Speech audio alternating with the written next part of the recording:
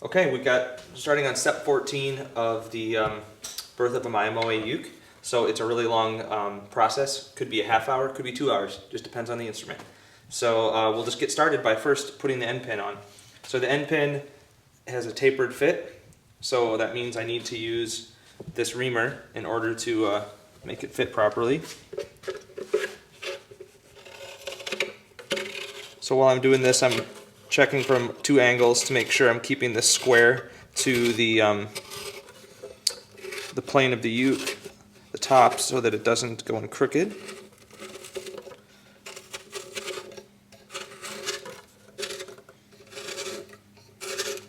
So I'll back it out and test. See that it's short, so I want to go a little more.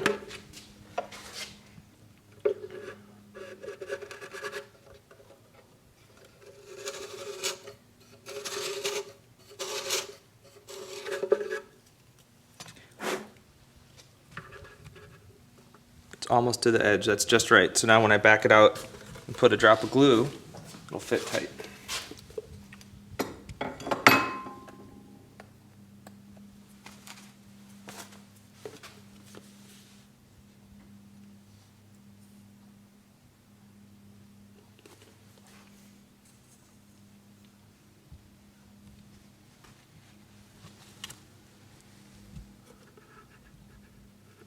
I was looking to make sure I don't have any squeeze out. It's good. There's a little tiny bit, so let me grab a little toothpick.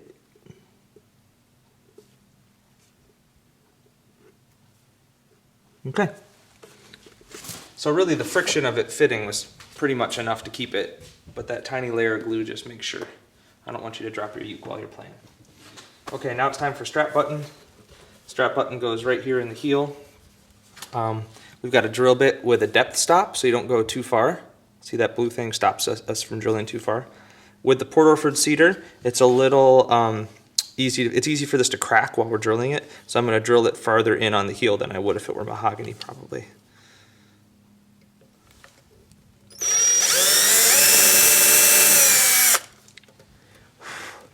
Yep, didn't crack.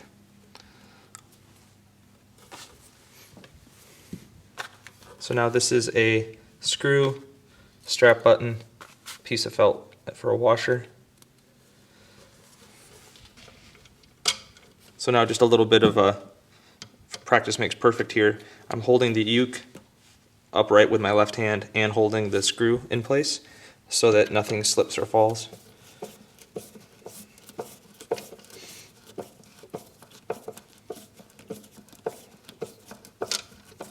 Gordon bought me this screwdriver. This is the first good screwdriver I ever had.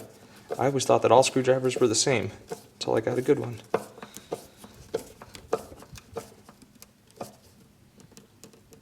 Okay, that's ready. Now one thing to watch out for is we just drilled a hole above my towel that I want to keep clean. So I'm going to make sure there's no wood chips on it to scratch the uke. Now we're going to quick mark the nut and saddle for sanding. To start with, I'll put the nut in its location here. Try to find a good tight fit. And I check to make sure that it's seated all the way down in its slot. Sometimes there's glue in there or something. Now I have a pencil cut in half. This is very high tech. Secrets of luthiers. And now when I put it on the frets here, it marks the radius at the top of the fretboard on the nut. And then I'll flip it up.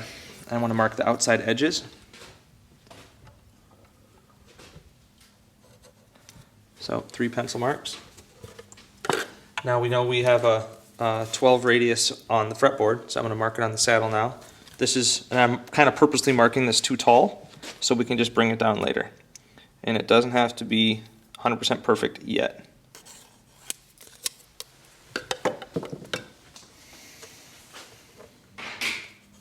Roxy wants to come inside.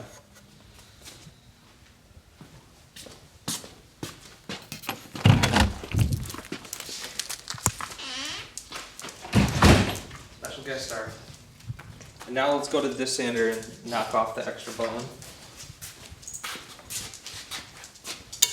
Ready? Cover your ears.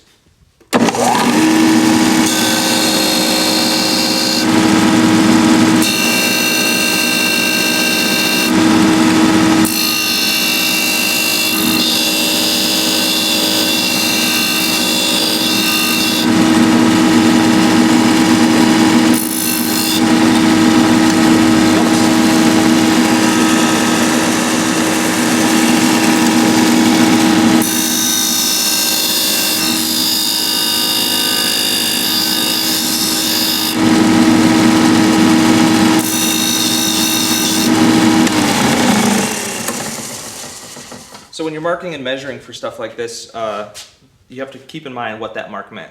When I marked the back of the neck on the outside, those pencil lines were going to be outside of the nut, so I needed to remove that line on the sander. But when I did the one for the radius, I have to leave that line.